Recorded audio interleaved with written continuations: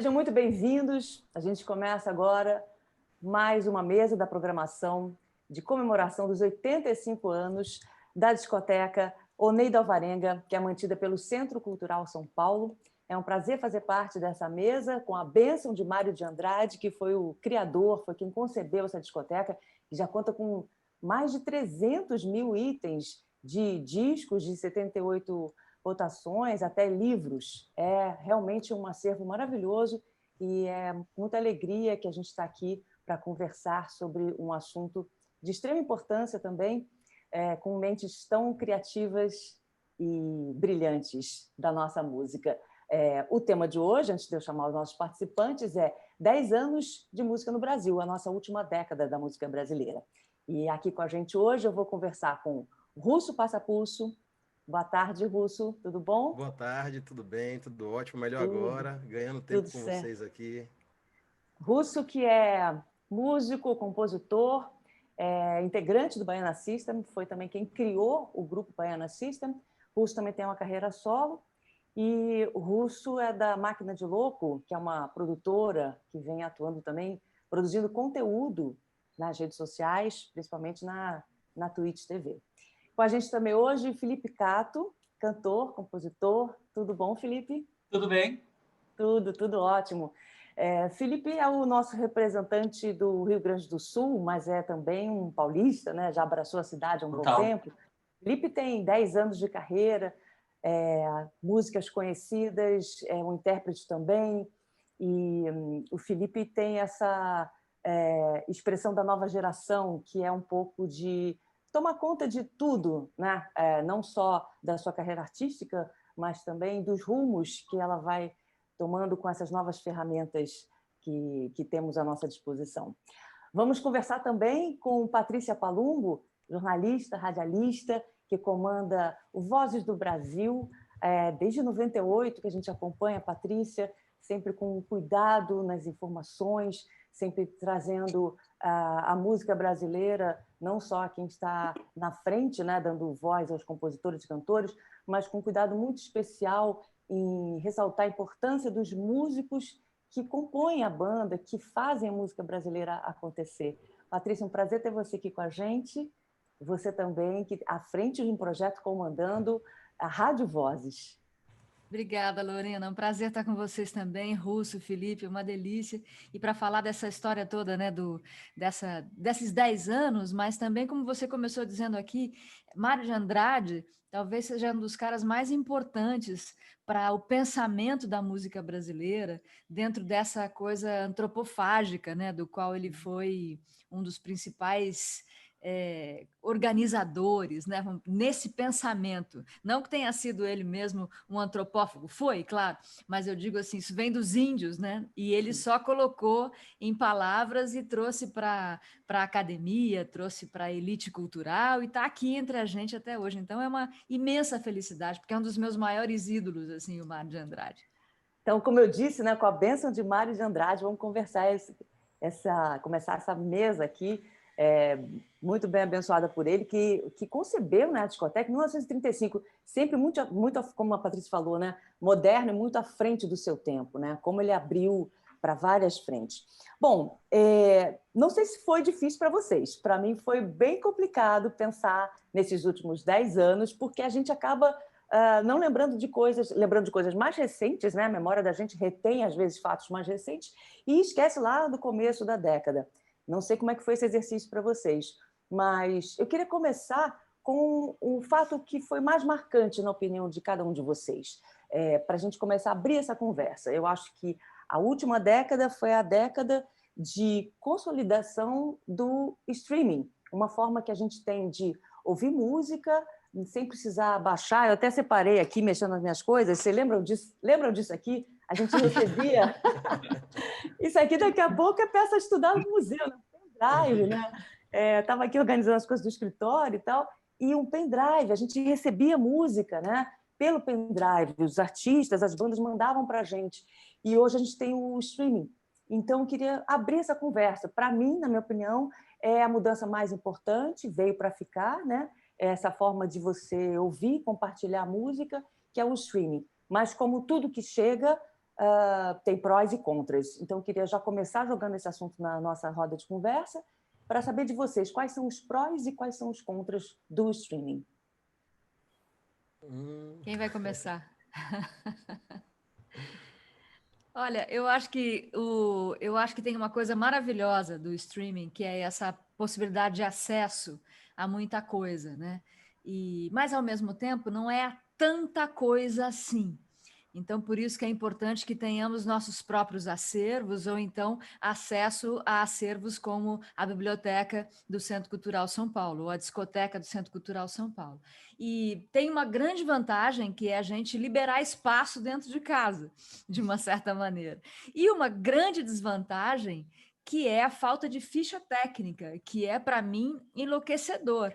É muito complicado para mim receber um MP3, um AVI, o que seja, um arquivo, sem ter ali pelo menos não, eu quero tudo. Eu quero quais os autores, quem está tocando trompete, quem produziu, em que ano foi feito, quem fez essa capa, eventualmente, quem está na arte. Então, eu acho que, para mim, né, para quem é jornalista e que trabalha em rádio, que trabalha com música, a falta de informação do streaming é uma complicação, é uma coisa Parece bem séria. É curioso, né, Patrícia? Porque, assim, ao mesmo tempo que a gente tem um avanço, né, tecnológico, em que a portabilidade permite que você ouça, que você tem milhares de opções de música do mundo inteiro, né? Em qualquer lugar que você vá, você pode estar velejando, né, Patrícia? Ali em alto mar, e você, por exemplo, quer ouvir, hoje eu quero ouvir, não sei, Cartola, ou quero ouvir o último single que o Felipe lançou, ou quero ouvir um feat do Russo, você tem acesso a isso. Mas aí você não tem mais nenhuma informação, né? Ficou tudo tão compactado que parece que a música virou simplesmente alguma coisa que vai ficar de pano de fundo. Então, aquela imersão que a gente tinha, eu digo a gente, que acho que eu compartilho desse desejo com vocês também, né? De pegar o disco, de olhar a ficha técnica e saber todos os detalhes, isso ainda deixa muito a desejar. Sim, Então, Eu coloco assim, para gente que vai escolher e que deseja ter isso, já deixa a desejar. Agora imagine para a nova geração que nasce nesse ambiente, que nasceu nesses 10 anos que a gente vai aqui falar sobre, e que não tem ali um potencial familiar, uma educação familiar de escolha, de amarração dessas músicas na sua própria história, na história de sua casa, de sua cidade, de sua família, de sua sociedade, de suas dores, de sua raça, de sua cor, de tudo. Ela não tem esse parâmetro. Ela vai absorver ali com as informações do celular que foi dado para ela para passar o tempo inicialmente. Então, eu acho que da educação das crianças que ouvem as cocoricós e os itens relacionados das cocoricós, né, as transformações que a gente encontra num processo de Halloweens, né, e transformações do que é cultural, Brasil, nacional, sul-americano, e desfragmenta, eu vejo isso como uma grande armadilha. Colocando no nosso caso, que vai atrás de uma ficha técnica e tal, os itens relacionados, para mim, são grandes armadilhas musicais de um mercado cada vez mais potente, direcionando cada vez mais, tendo uma leitura do nosso psicológico, auditivo, que já é uma coisa extremamente louca, as pessoas conseguem reconhecer em Shazams e qualquer coisa, você pode estar assoviando no ônibus e aquilo pode ser cobrado de você, aquela melodia que já existe e tal. Então, eles já têm todas essas formas de identificar essa expressão cultural que é tão única que é a música. Eu fico meio com medo, assim, Felipe, Patrícia e Lorena, dessa leitura do invisível, né? Através dessas plataformas, afastando dos objetos que a gente sentia, abraçava, lia e tinha esse contato. Eu acredito que os invisíveis hoje a gente tem que tomar muito cuidado com essa coisa. A música tem esse potencial, a gente está em uma pandemia também aí, aderindo aí um comportamento que a gente não tem com o material invisível. E aí eu fico muito, eu já coloco no ramo das pessoas que vêm agora, como as plataformas digitais e os YouTubers e as relações de audiovisual algo que a gente corre muito risco em se tratar de independência musical, né, cultural. Muito bem colocado, muito bem colocado. Porque a gente está pensando numa geração que não teve nenhum contato, então não sabe, não sente a falta porque não conhece, né? Exato. Não vai sentir a falta do que é desconhecido, né? Felipe, você que é o representante dessa geração, né, a que eu me refiro. Então, eu concordo totalmente com isso. Eu tenho uma preocupação com isso, porque o que eu percebo também é que a gente, dentro da coisa do streaming, o Brasil acaba virando, mais uma vez, alvo de uma nova colonização cultural muito pesada. Eu acho que essa coisa do consumo de massa do streaming, ela reitera o abismo que existe entre o que é mercado, os números do mercado da indústria do streaming e do que é, de fato, que chega ao jovem, à criança, as pessoas estão formando seu gosto, e o que, de fato, está acontecendo com a cena independente do Brasil. Acho que são dois mundos, assim, muito diferentes. Existe e eu também acredito numa coisa que eu fico pensando, que o Russo falou, muito interessante, isso, do que vai ser dos jovens. Eu lembro que quando eu era jovem, eu cresci na periferia de Porto Alegre e não tinha acesso a nada do que era... Eu só conhecia MTV, sei lá, muito depois. Eu era do rádio FM, eu ouvia e não gostava. Eu não me identificava porque eu era uma criança queer, né? Eu acho que, da mesma forma, eu também acho isso, tem esse problema, mas eu acho que o punk sempre acha um jeito de se colocar. O que eu sinto hoje é que as crianças mais antenadas, mais freak, mais doidas, estão indo por um lugar do micro artista. E estão saindo dessa coisa de tentando descobrir nas redes sociais artistas que estão indo para um Bandcamp ou para outros serviços de streaming. Então, eu acho que assim, ó, tá chegando um momento agora, eu também como artista percebo que a gente tá tendo que ressignificar o que é a plataforma de streaming e o que é o teu verdadeiro produto. Entende? Às vezes eu fico pensando assim, uma provocação para os artistas. Será que está na hora da gente começar a lançar os nossos discos de novo para download para os fãs e botar só uma ou duas músicas nas plataformas para gerar, tipo, como era na rádio? Entende? A gente lança uma música de trabalho na plataforma, todo mundo ouve de graça e vende o nosso CD a R$10 no nosso site, né? Tipo, com downloads. Eu acho que essas iniciativas da venda direta da música e da arte para o fã, criando uma rede entre os artistas e os fãs para a produção disso, é uma coisa que já é uma realidade na nossa história. A gente que está fora da indústria, eu e quase toda a minha geração, a gente está muito distante do que está dentro da indústria do Brasil, e principalmente, acho que depois da pandemia, está todo mundo se ligando que a gente não pode mais se depender de nada, que a gente tem que construir uma ponte direta com os fãs e que a gente tem que começar a questionar qual é verdadeiramente a plataforma que a gente quer usar para remuneração, porque neste momento que a gente está precisando de dinheiro, pagar aluguel, comprar feijão, a gente não está tendo nenhuma fonte de renda, né? Toda uma indústria, todo um mercado que existia através da coisa dos shows foi desmontado e foi muito rápido, né? Eu acho que uma coisa que marcou os anos 10, assim, para mim, foi, por um lado, essa coisa da indústria ficar cada vez mais assassina, meu Deus, tipo, muito monocultural. De outro lado, uma primavera independente maravilhosa no Brasil, com artistas, assim, inacreditáveis, maravilhosos, fazendo algo totalmente fora disso. E também a coisa do desmonte cultural, né? Que a gente, a partir da metade da década, virou um estado nazifascista. Eu acho que é por aí. O negócio é um trabalho de base, eu acho, de novo, do artista com o seu fã, da criança, da criança desajustada que precisa de uma palavra de consolo num momento tão desafiador. Fiquei pensando no doc do Emicida, que coisa mais maravilhosa aquilo, como isso é uma coisa importante, né? Para quem pensa diferente. Sempre tem as pessoas diferentes na sociedade. Sim, sim. Bom, tem vários assuntos aí que foram abertos.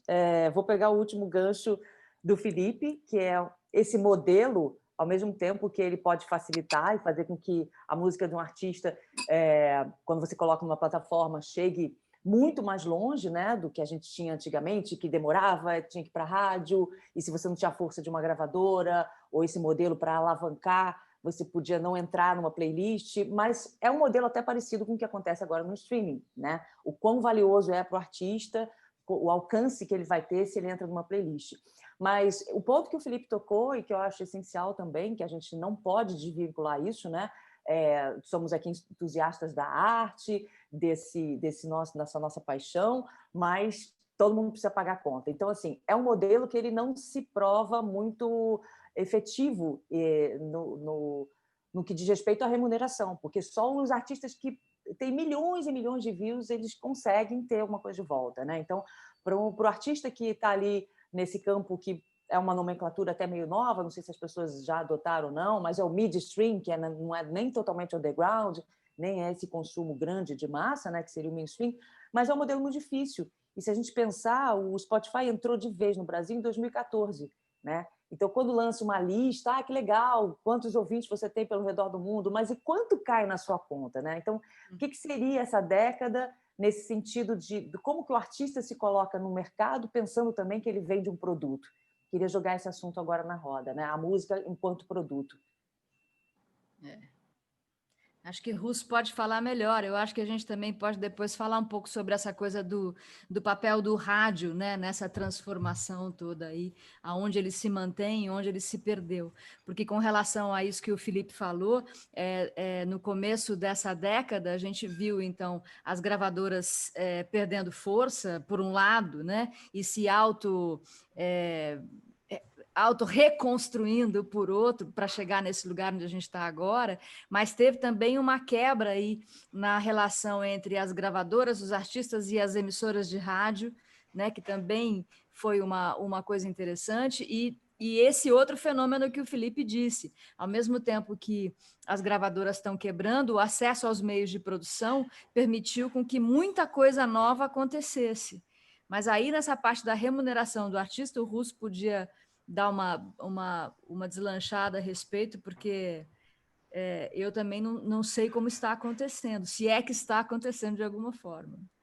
Eu acho assim, eu acho que o entendimento do produto hoje se desfragmentou de uma forma tal que fica difícil da gente ter o retorno desse produto, né? Existe aí outros campos da música, outros campos da relação de apresentação virtual, né? Nesse ambiente virtual, que é a estética, o comportamento, o artista ele é observado, não só ouvido, mas enxergado e sentido por todos os graus ali. Então tem aí um comprometimento que eu, Felipe, os artistas têm que ter. Acho que 100%, cobra 100% da gente. A gente tem que ser totalitário na nossa ideia, na nossa criação, na nossa arte, e tudo isso tem que estar muito alinhado para que o produto tenha uma relação direta com você. Fora isso, esse apresentar que, às vezes, por mais que eu chegue ali e faça meu trabalho em uma plataforma diferenciada, né, direcionada a meu público, eu encontro pessoas iguais, pessoas que tiveram pensamentos e realidades, um ou outro vem fora desse algoritmo aí, né? Eu consigo quebrar muito pouco essa ideia por uma ideia de um Brasil tão miscigenado, para essa coisa experimental, né? Essa nação experimental que tem por obrigação se fazer experimental dentro da sua musicalidade, e os padrões acabam afastando eu, Felipe e vários outros daquele padrão que é colocado ali dentro, porque a gente sabe que dentro da internet o domínio impera e é muito difícil quando se aperta o botão a gente com o nosso trabalho conseguir ter um retorno direcionado por qualquer plataforma que seja. Então, eu vejo aí novas recriações mesmo, os artistas, pontos positivíssimos ali. Essa ideia que o Felipe já deu, de ter isso, botar só 2 faixas e depois ter outro. Eu vi alguns artistas fazendo isso também, lançando um disco para a plataforma e o outro disco ele dançava só para ele, né? Artistas até do mainstream norte-americano também dialogando, questionando isso tudo, e até prêmios, Oscars e tudo mais, para quebrar ali uma cadeia de tudo isso. E eu fico pensando muito nas voltas que a gente dá dentro desse padrão. Eu, como sou amante do vinil, eu ainda penso que nossa guerra musical e que nossa guerra do sustento musical é que nem essas guerras que acontecem hoje, são híbridas. Você não pode mais focalizar em cima do produto. Você tem que adotar a mesma coisa que hoje se adota um país oriental contra um país ocidental, das formas que eles querem ganhar rotas, das sedas ou rotas disso, daquilo, com a música. Né? Não é mais só o vinil, não é mais só o streaming, não é mais só o Instagram, não é mais só a propaganda, não é mais só nada. Ele fica desfragmentado. Então, se eu pudesse dar uma ideia, sei lá, que aproximasse o meu entendimento de como o artista hoje tem uma relação com o produto, ele tem que ter um controle como se fosse ali uma centopeia. Ele tem que ter o controle de vários braços para no final conseguir juntar e tentar tirar um parâmetro do que rendeu em quê.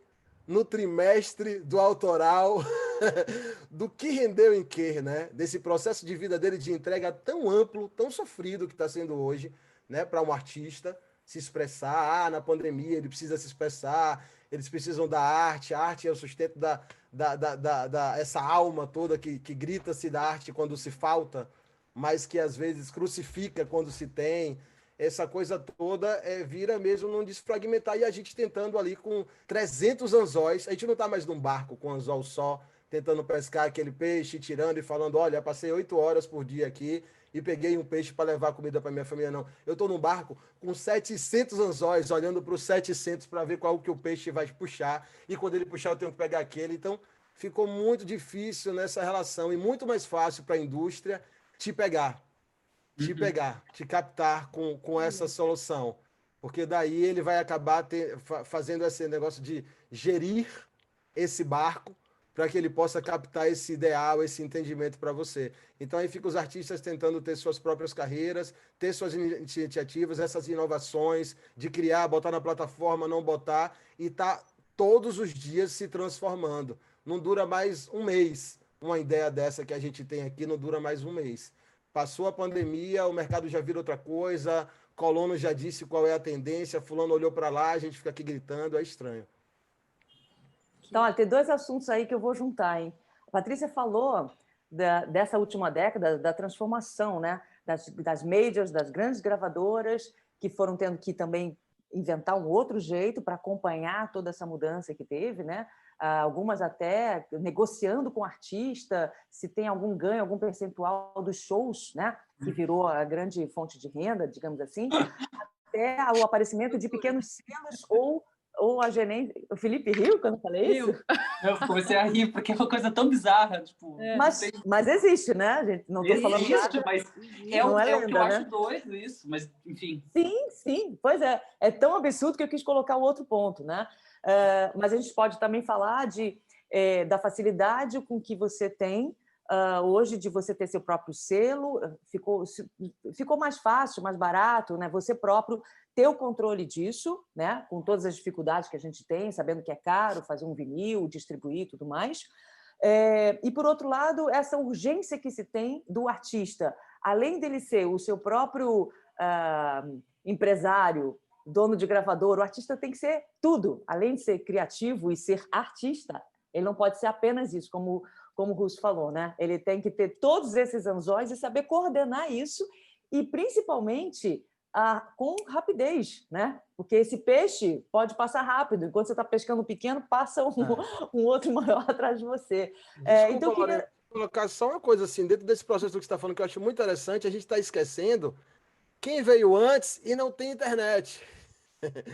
Quem não tem internet, quem não tem condição de nem estar nesse papo que a gente está falando aqui, e que é artista rural e que está nos lugares, e que não tem nenhum potencial de inovação digital, de nada disso, assim, que é um campo aí que eu fico triste, porque os discos, né, o acervo, é sobre isso que a gente está falando, né?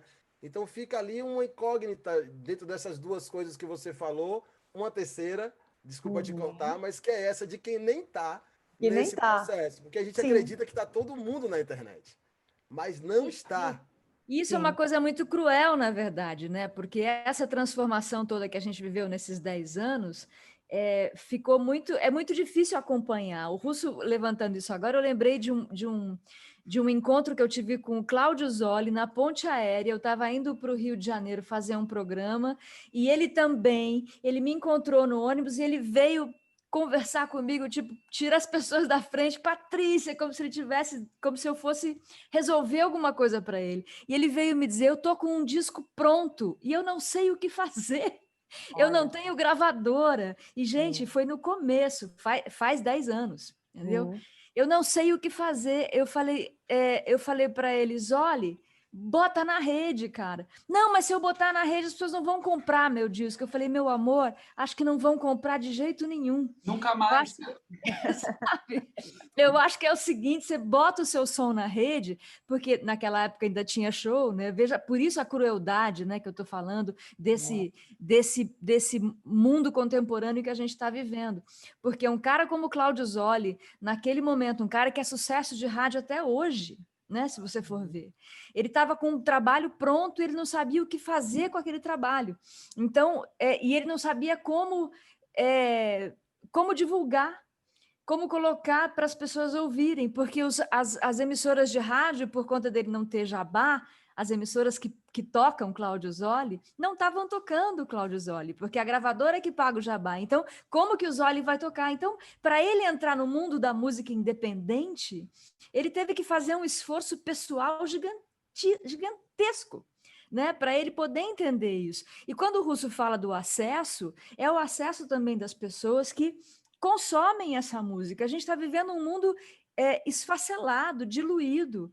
A gente não sabe com o que exatamente a gente está lidando há muito tempo. Porque quando eu falei aqui da mudança, né, do acesso aos meios de produção, a gente segue falando de uma pequena bolha, né? É a gente aqui que tem acesso à internet, é a gente que consegue montar um estúdio dentro de casa, por menor que seja, né? E aí eu lembro de uma história ainda antiga também com relação a isso, que foi a banda Calypso, que por um tempo foi um exemplo, né, de autogestão de carreira e tudo isso. Mas segue sendo cruel, porque não é todo mundo que tem essa noção.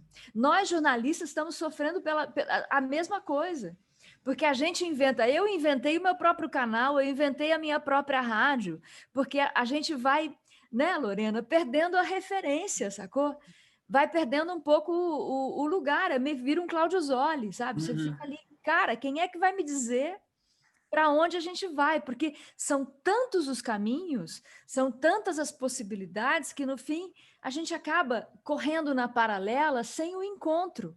E é o encontro que faz a coisa acontecer. O encontro entre a música, o rádio, a música e a plataforma, o artista e o jornalista, né? O artista e o ouvinte, o artista e o consumidor de música. Então, eu acho que a gente está vivendo um tempo, ó, muito... É punk, Paty. Tu sabe que tu falou uma coisa que eu queria só complementar, porque saiu esses dias uma matéria, não lembro direito exatamente qual lugar, que falava do artista influencer. E eu vi, a galera falou, eu postei no Twitter, a Alice Caymmi postou, todo mundo postou, e é uma realidade que, assim, eu acho que todas as profissões, não é só a música, eu acho que é o teatro, é o ator, é o artista, é a dentista, a depiladora, a manicure, todo mundo está tendo que virar influencer. E Sim, isso é o problema. Jornalista também, né? Todo mundo jornalista, porque assim, o jornalista está concorrendo lá com a credibilidade hoje do jornalista, está ali de pau a pau com esses doidos aí que escrevem com a blogueirinha. Então, é um mundo virtual que ele é híbrido, né? E ao mesmo tempo eu fico pensando que essa coisa que o Russo falou da gente fazer 1000 coisas, é isso, a gente está virando uma pessoa que tem várias facetas e que circula por vários lugares e que faz 1 milhão de coisas e meio contra a nossa vontade, porque não foi uma coisa que a gente decidiu fazer, esse é o problema. Eu acho que, assim, existe esse mundo novo que todo mundo faz. Eu acho que essa coisa de produzir arte, por exemplo, antes era difícil tu fazer um clipe, antes era difícil tu gravar um disco, antes era difícil tu fazer um single.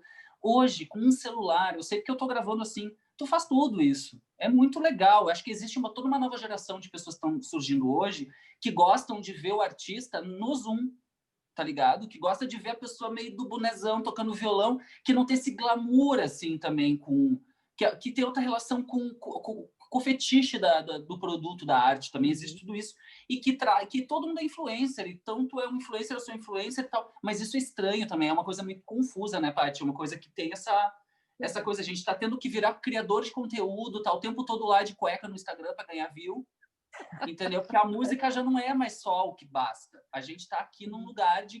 E aí, ou a gente vira uma pessoa que faz isso naturalmente e caga, ou a gente fica neurótica e fica doente. Porque eu acho que a coisa da rede social é isso. Como é que tu vai usar? Tu vai usá-la ou ela vai te usar? Né? Tipo, como é que tu vai se relacionar? Acho que toda a sociedade vai ter que pensar essa é a próxima década. Vai ser duro isso. Bem foda, eu acho. Era um outro ponto que eu ia colocar para vocês, que era isso, né? Esse avanço, propagação tão imensa, né, do que a gente tem de rede social, né, que aí a gente tem várias vertentes para a gente usar, e dessa obrigação que o artista tem, de além de tudo aquilo que eu estava falando, né, de você gerir a carreira, você tem que ser o seu gerente, você tem que pensar no marketing, na estratégia de lançamento, eu lanço um single, lanço 2, espero agora, lanço depois, espero o disco e tal. Tem tudo isso para o artista resolver e agora, mais recente, né, vamos dizer, de alguns anos para cá, tem que fazer conteúdo, tem que gerar conteúdo, tem que produzir conteúdo para as redes sociais. Então, um outro assunto que eu queria jogar agora até que ponto a persona, né, a pessoa física, diferente da pessoa jurídica, até que ponto essa pessoa que está ali na internet, como o Felipe falou, se mostrando mais próximo, né, o público também gosta disso, essa proximidade tem um lado bacana, mas até que ponto a música acaba ficando em segundo plano? É uma equação complicada, né? Porque, como você falou, tá todo mundo fazendo tudo, tem músico, artista fazendo entrevista também. Uhum. Né? Então tá uma coisa louca, que é bom, tem todo um lado bom, porque desacraliza um pouco, né? Mas tem esse outro lado que é assim, cara. Eu prefiro que eu não vou fazer música, eu prefiro eu entrevistar, entendeu? Uhum. E deixar Felipe Russo fazendo música, porque aí cada um tá no seu, na sua excelência, vamos dizer, né? E eu tenho muito medo dessa nivelação mediana que acontece com esse negócio das redes sociais, sabe? Porque você põe um filtro lindo, você põe sei lá, você tem a manha de fazer isso e o propósito, a relevância, a profundidade são valores que vão se diluindo, vão se perdendo, né? Eu tenho muito medo mesmo disso. E não é caretice da minha parte, eu acho. Também não é nostalgia. Eu acho que é uma questão de olhar para as coisas, como o Russo começou dizendo aqui, as crianças que estão se formando agora, sabe? Estão se formando com esse padrão mediano, se não baixo, né? Me dá um medinho do que vem. Sei lá. É isso. É o que está acontecendo. É um estado que é muito massificado, muito foda. E é isso. Eu acho que o que está também acontecendo é o seguinte: a gente tinha uma sociedade que a gente existia na sociedade, a gente era profissional e a gente tinha a rede social, que era uma coisa. Hoje não. Tudo é a rede social. A gente não tem mais a sociedade física, prédio, empresa, palco. A gente não tem mais. Acabou isso, sabe? Eu acho que a gente tem que encarar que essa é a parada que vai ser a partir de agora. E eu acho que é muito importante a gente ter essa preocupação, sim, Paty. Porque também é isso. A gente precisa se aprofundar muito mais no nosso rolê. Eu tô sofrendo isso agora, assim, bastante. Na real, eu sempre sofri isso, assim, sempre foi um dilema muito forte da minha pessoa. A questão do tempo, as pesquisas, estou pesquisando para que tempo, tenho que mostrar logo o que eu estou fazendo, aí passa 8 meses e você ainda está ali, aí passa 9 meses e você ainda está ali, produzindo, indo para a ilha de Itaparica para pegar material, mas também esse tipo de material não faz sentido eu entrar num barco e ficar com o celular na mão, mostrando para o pessoal minha ida para lá, ou entrar no terreiro e mostrar isso, ou entrar no não sei o quê, ou mostrar lorimbau. Isso aqui tudo se desfragmenta em 3 segundos. A grandiosidade dos artistas, ou da pesquisa, ou do mergulho, quando passa por aqui, é muito difícil. É muito difícil. Então, o trabalho de pesquisa, ele sofre muito com isso. Ele sofre muito com isso, assim. Naturalmente, antes da relação virtual, com a relação dos hiperlinks, com a atenção que a gente tem que dar, ou a forma que a gente tem que escrever para pegar a pessoa em um texto numa tela luminosa é totalmente diferente de um papel, de um vinil, é totalmente diferente de uma plataforma. Então, vai mudando essa história. Quem está fazendo pesquisa não tem onde mostrar. E tem que colocar de alguma forma aquela pesquisa. Estamos falando de um acervo, né? De um acervo muito forte. Esses acervos a gente fala de museu, e fala de museu de sofrimento para tentar reconstruir ou ter um aprendizado social, né? Dentro da gente, né? Que tem ali os museus de escravos, os museus de todas as chibatadas, os museus de todos os problemas da ditadura, disso, daquilo, e que isso se faz também na arte, na cultura. Esses momentos com esse material tem que ser mostrado. tem que ser mostrado de uma forma muito forte, forte com contatos pessoais, é com esses contatos que as coisas vão se fazendo. As coincidências, elas não existem, mas elas se disfarçam. E a gente tem que deixar elas se disfarçarem para a coisa acontecer. Então, eu fico muito preocupado em relação a isso, porque todos os artistas que eu amo, que eu pesquiso, que eu gosto, que eu descubro que está atrás de um Roberto, um Erasmo, atrás de um Erasmo, um Fernando Mendes, atrás dele outro, e que eu vou tirando e que vou vendo atrás, eu descubro que dentro desse ambiente não tem nada disso. E quando eu mostro para uma pessoa o que está atrás dentro desse ambiente, isso não é um tutorial de influência, isso não se explica dessa forma, né? Então, dentro do que você falou de hoje, os artistas também colocam um anzol de entrevista e depois ele bota um anzol de não sei o quê. Gente, a gente só tem essa cabeça. Se eu botei aquele anzol, eu tenho que cuidar e não vou conseguir ter a mesma atenção com a música do que eu estou tendo com o anzol. Eu tenho que olhar para os dois lugares. Então, eu já não estou mais tão mergulhado naquilo. E aí reitero a ideia de Felipe, que é ou ele vai te enlouquecer, ou ele vai te trazer uma neurose dentro desse ambiente, ou você está protegido para entrar nele, sabendo de qual anzol você vai pegar ali. E sabendo o que tu faz, né, Russo? Sabendo qual é o teu trabalho de artista. Porque, às vezes, as pessoas estão querendo virar celebridade. Exato. Exato. Exatamente. E aí você destrói sua própria história. Eu estou pesquisando muito com Antônio Carlos e Jocafe nesse momento. É um trabalho de 10, 15 anos de um sonho que eu tive quando eu trabalhava no sebo, numa livraria, porque a música deles me tocou para não enlouquecer mesmo. E aí eu trabalhava ali e cada música parecia um recado para mim. O que acontece com todos os brasileiros, né? Uma música parece um recado para você. E que a religião até pega. Você mesmo. É você mesmo que eu estou falando. Você está amargurado. Eu estou, você descobriu. Essa relação artística invisível, musical, ela precisa desses momentos. Elas precisam que a pessoa não escolha as músicas, às vezes, e que essa música faça parte de um leque de música popular brasileira que agracie o seu povo. E não Exato. que as pessoas tenham que, mas se eu gostar, eu vou lá em russo e clique. Não é. Não é. Tem que ter um random multicultural rodando nas esquinas, nas vielas, em todo o mercado. E o mercado tem que aceitar isso, de alguma forma, que eu sou totalmente desesperançoso em relação a isso. Mas em relação a isso, é um entrave muito grande em relação ao artista. E realmente, quando você assume outras formas de fazer, você acaba desfragmentando aquela história. A não ser aqueles que, como o Felipe falou, sabem exatamente o que estão fazendo ali. Os Bowie, né, que já vinham chipados dentro dessa história, né? As pessoas que antes da história já estavam na história. Sim. Esses caras você vai trazer para cá, para o meio virtual, e eles vão ter traçado tamanho o processo de personalidade, de persona artística deles, vai estar tão intrínseco de estética, que hoje se passa muito de estética, né? A estética e o interno tá tão alinhado com o social, com o lugar, com tudo, que eles não perdem nada dentro desse ambiente, e as pessoas entram numa temporal. A temporal, quando pensa em bom, você não pensa em algo, você entra numa temporal. Quando pensa em certos artistas, a arte é tão maravilhosa que quando você pensa em certos livros, em certos quadros, em certos discos, que tem esse princípio, esse preceito, mesmo com esse mundo virtual, desfragmentador, isso vai perder o tempo. Não interessa se foi antes da pandemia, se foi depois da pandemia, porque foi um elo tão forte com o sentimento musical, né? Nem falar essas palavras clichê, mas um elo tão forte com o deep, com o profundo dele, dentro do que ele vive, que vai transcender tudo isso. Passa de qualquer forma, ferramenta, se hoje é influência e amanhã tem um novo nome do influencer, isso passa tudo. Mas para a gente que é artista, pular esse degrau ficou mais difícil. É disso que eu estou falando. Antes era mais fácil, por mais que a gente não conseguisse fazer nosso clipe.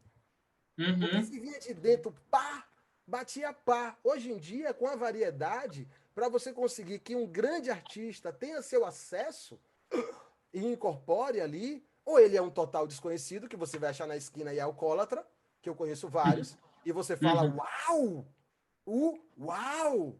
Meu Deus! Tá na pandemia, não tá nem com medo. Que é isso? Tá na rua, tá bebendo, tá louco. Que loucura é essa? Ela, ele, todo mundo. Ou é alguém que tá ali vendo esses diversos espelhos e se confundindo. É muito espelho, gente. É muito espelho, é bem difícil. Sim, sim, é muito espelho. Bom, agora, isso que você falou dá uma certa luz no fim do túnel, né? Dá uma impressão de que tem uma resistência possível. Tem, tem. Tem porque os livros, eles podem ser queimados, mas esse conteúdo tá tudo com a gente. Pois é. A gente continua sendo esse objeto brasileiro de arte, independente do corpo físico, do olho. Bum! Explode, a gente está sofrendo muito. Isso acontece, e acontece pro positivo. A direção é forte. É forte, ninguém vai segurar a gente. Isso é fato. Então, eu acredito que hoje estamos vivendo um pós-guerra. Eu acredito, e eu acredito na música da pós-guerra como foi lá. Eu lembro. Eu lembro. Então, eu acredito que está tendo essas transformações explosivas hoje, né? Eu vivo muito com essa relação dentro de mim, eu acho que é isso. Agora, eu estou colocando esse exemplo para vocês de Antônio Carlos Jocafe, porque eu estou aqui produzindo um disco com pessoas daquela época que faziam músicas futurísticas na coisa da história toda, Tropicália, pós-Tropicália, antes, né? A relação toda da Bahia, com essa música viva, Corrói, todo mundo que estava ali relacionado, Smetak, toda essa loucura acontecendo, e eles fizeram essa música. E de repente, eu tô no 2020, aonde aqueles conceitos todos, entre aspas, parnasianos, românticos, né? Nostalgia, ninguém aguenta mais, né? Mas olha, se for perder, fulano vai aguentar e vai pedir. Porque frevinho, eu já não aguento mais há algum tempo aqui, vou falar 7 meses. Agora eu falei, meu Deus, e se não tiver mais? Eu preciso do meu tchá, tchá, tchá, tchá, tchá, tchá. Dentro desse mundo louco que estamos fazendo, eu preciso dos meus ruídos novos, né? Que ruído é esse da pandemia? Eu preciso dos meus barulhos, dos meus silêncios. Então, para mim, eu acho que é extremamente positivo no quesito que se diz respeito a quanto mais empurrar a gente, mais a gente vai resistir dentro de uma força. E se a gente consegue ficar em pé, ele cansa que está empurrando e a gente consegue andar com essas novas soluções. Eu acredito dessa forma, esperançoso nessa forma. E... Bom, um outro assunto que eu vou colocar agora é pensando em décadas e pensando em movimentos musicais, né? No Brasil, a gente teve movimentos musicais que marcaram a época, Tropicália, Bossa Nova, mesmo o Clube da Esquina. Mas eu acho que a década que a gente está tentando pensar agora um pouco, né? Essa nossa última década, ela foi marcada por movimentos que são mais ligados a comportamento, a questões sociais, mais até do que musicais, mas que a música tem um papel importantíssimo nisso, que é no sentido de disseminar essas ideias e fazer com que, através da música, novos comportamentos, novas narrativas, novos imaginários sejam pensados e a gente consiga avançar nessas questões. Então, eu estou falando da representatividade, né? Das mulheres na música, do antirracismo, e do LGBT, que agora, cada vez mais, a gente tem outras consoantes ligadas LGBTQI+, né? TQI+.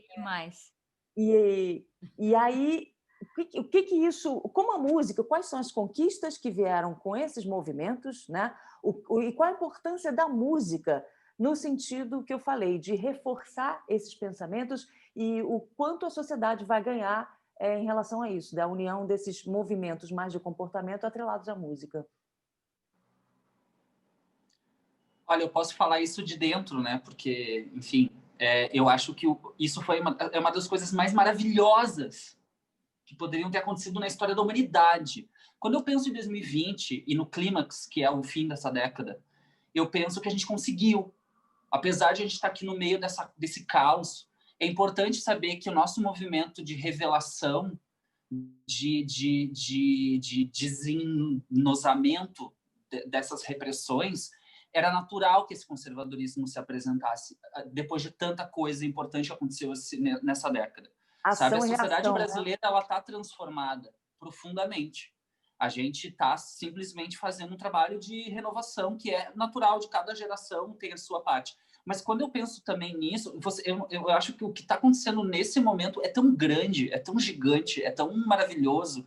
É a maior revolução sexual de toda a história da humanidade que a gente conhece, desde a Idade Média. né? Tipo, que a gente não sabe o que é ter tanto... Como é bom ouvir tu falar que temos cada dia mais siglas no LGBTQI+, e que bom, porque, na verdade, é isso, o ser humano não é isso que a gente pensa que é. O ser humano é plural, o ser humano é música, né? Eu acho que o Brasil tem isso, de ser um lugar de tanta beleza, de tanta natureza, de tanta verdade, que a gente, até mesmo eu inverti o meu olhar sobre o Brasil, que as pessoas acham que o Brasil é uma bagunça. Não, o Brasil é tão legal que a gente está aqui ainda resistindo, porque já era para isso ter ido para o buraco há muito tempo já, né? Mas, enfim, eu acho que essa parte das pautas identitárias é uma coisa extremamente moderna. O Brasil tem uma cena cultural ligada às pautas identitárias que é uma das mais importantes do mundo hoje. Eu acho que se eu pudesse... Eu tenho consciência e clareza de que o Brasil é o lugar é o epicentro cultural do planeta agora.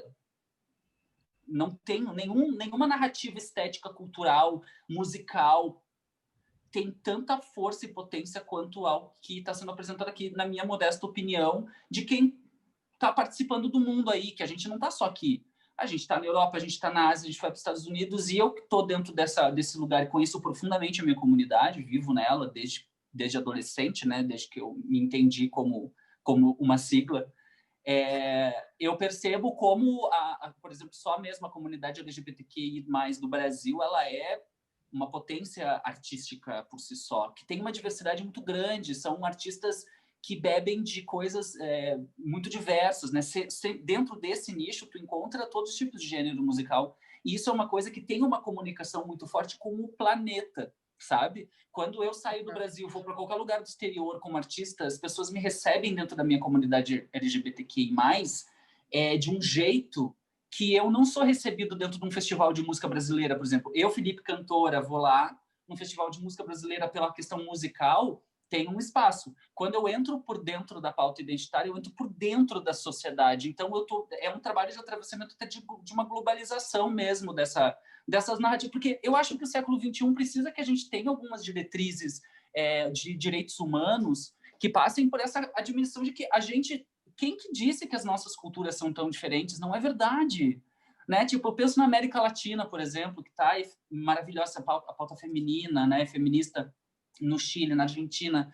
Todas as cantoras e artistas e musicistas que eu conheço lá do Cone Sul, que eu frequento muito lá, tem uma força política de transformação, de uma retomada mesmo, que são esses valores. Eu acho que a gente está falando de uma coisa que é uma coisa só. Né? Quando tu fala da cultura, da música, da arte, tu tá falando também da terra, tu tá falando do matriarcado, tu tá falando de uma coisa que vai contra esse lugar aí terrível, que é só de culto ao dinheiro, ao que tem muito número, ao que tem muita visibilidade, sabe? A gente não é só isso. Então, eu acho que é um lugar, assim, extremamente potente mesmo, assim. A gente tem que valorizar. Espero que quando a gente volte para a civilização, assim, em algum momento, a gente consiga olhar para a cena brasileira como ela merece ser vista. O que está acontecendo né, nesse lugar é extremamente de vanguarda. Isso tem que ser visto, isso tem que ser incentivado, isso tem que ser mostrado, tem que ser veículo de troca cultural entre o mundo e o Brasil, que é uma coisa que esse espaço do Brasil ser muito oprimido pelo que vem de fora o tempo todo. A gente é o tempo todo bombardeado de informação do que é estrangeiro, bombardeado de informação. Me assusta ver o gráfico do mercado fonográfico mesmo, quanto que a gente não tem chance de produzir uma cultura economicamente viável para o brasileiro, latino-americano, também dentro disso. Então, essas coisas, a gente tem sim o movimento negro do Brasil dentro da música e tudo que está acontecendo. Eu sinto que isso tudo tem que conversar com os americanos, com os latino-americanos e com os africanos e com todo mundo, porque em Paris, São Paulo, na Bahia e na Argentina e Nova York, está todo mundo morrendo de ódio desses filhos da puta, e a gente tem que fazer isso acontecer, cara. Vai ter que ser assim. Isso talvez isso aconteça só daqui a 50 anos, mas não é possível que o planeta todo vá sucumbir a esses caras ainda, diante de tudo isso, sabe? A música e a cultura e a força da América Latina, a gente tem que olhar para isso como um caldeirão de pólvora e vai estourar. Vai ter que estourar. Olha, Mário de Andrade ficaria orgulhosíssimo desse momento da cultura Sim, brasileira, eu acho, viu? Total. E quando o Felipe fala dessa coisa, né, da representatividade a partir da música e da mudança a partir da música, e fala também da questão do negro na sociedade, a gente viu agora o lançamento do disco do Zé Manuel, por exemplo, esse menino maravilhoso de Petrolina, e a música dele conversando com a música de Nina Simone, né? Óbvio. Da maneira mais proprietária, com toda a propriedade, com toda a beleza e sem nenhum tipo de colonialismo, né, dentro dessa história, sem deixar de ser 1000% brasileiro, né? Aquele piano de corredeira que ele tem, que é um negócio que só um pernambucano que nasceu à beira do rio pode ter, né? Um cara que bebeu em Tom Jobim dessa maneira. Então, sim, tem uma riqueza aqui na música brasileira. A gente não tem um movimento, né, Lorena, como tivemos a Tropicália, tão curto tempo, mas tão marcante na história, a Bossa Nova e outros tantos, mas eu acho que a gente tem uma movimentação gigantesca, diversa e muito poderosa. E essa ligação da biodiversidade, do sincretismo, da diversidade de raças e gêneros, né? E sotaques, né?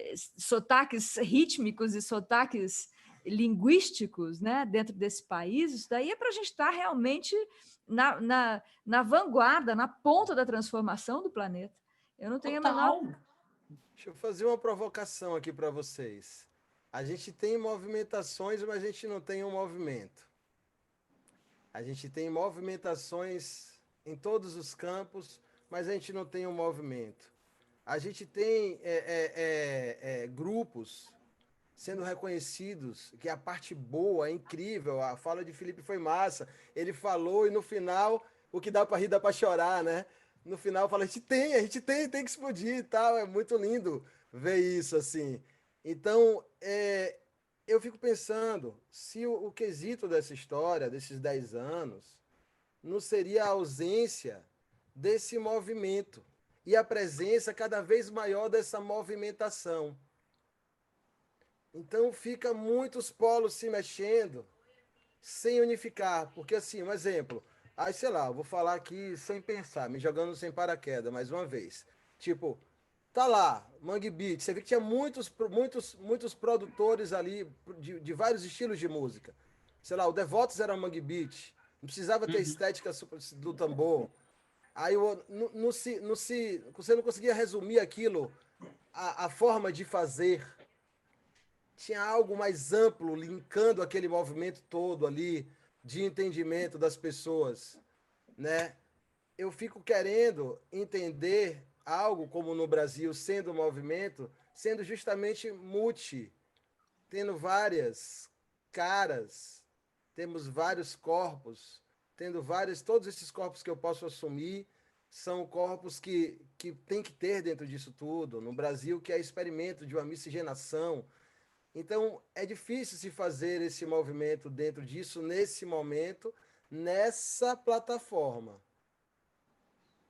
Eu penso desse jeito. Sei que os próximos, que a gente está caminhando para olhar, temos isso, continuamos tendo a rua.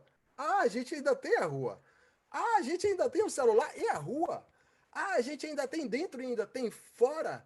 E ainda tem uma pedra para quebrar uma vidraça e ainda tem também para consertar. Quando a gente perceber a quantidade de ferramenta que a gente tem e que não adianta usar todas, me parece que a gente está sendo os primatas do pós-modernismo, não gosto nem de falar, mas os primatas dessa era, né? Os primatas de uma super evolução, né? Os primatas dos super evoluídos, assim, que é o começo dos super evoluídos. A gente tem um papel muito fundamental, não sei se o Mário de Andrade até coloca sobre isso, né? Os primatas de um modernismo, né? Na É época isso. ali. Então, no final das contas, eu acho que com esse pós-guerra, com essa marcação simbólica do 2020, de tudo que está acontecendo e desse entendimento cada vez mais consciente do uso das ferramentas, a gente esteja caminhando mesmo para criar o que é entre em coro com o Felipe, que é essa explosão. Eu acho que a gente está se caminhando para essa explosão. E acredito que a música dos 10 anos atrás toda ela foi premonitória nesse sentido.